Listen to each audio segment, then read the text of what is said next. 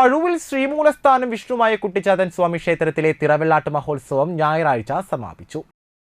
ശനിയാഴ്ച രാത്രി വിഷ്ണുമായ ചാത്തൻ സ്വാമിക്കും കരികൾക്കും ശക്തിപൂജ, വിഷ്ണുമായ ചാത്തൻ സ്വാമിയുടെയും കാളിമുത്തിയുടെയും ഗുരുമുത്തപ്പന്മാരുടെയും പുറത്തേക്കുള്ള രഥപ്രവേശനം നടന്നു. പഞ്ചവാദ്യം, ചെണ്ടമേളം, നാദസ്വരം, കാവടിയാട്ടം, തെയ്യം, തിറ എന്നിവയുടെ അകമ്പടിയോടെയായിരുന്നു എഴുന്നള്ളിപ്പ്.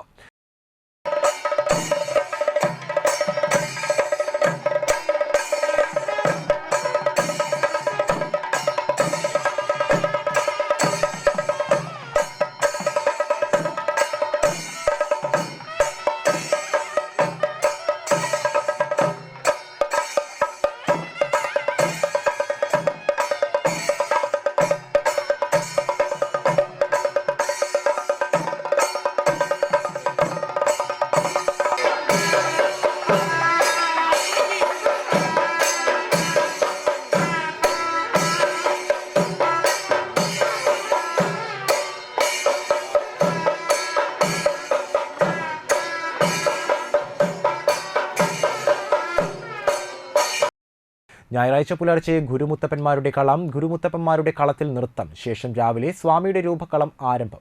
കുട്ടിച്ചാത്തന്മാർക്ക് ഗുരുതി പൂജ, രൂപക്കളത്തിൽ തൊഴലും പൂജയും, ശേഷം രൂപക്കളത്തിൽ നൃത്തം, രൂപക്കളം തൊഴൽ എന്നിവ നടന്നു.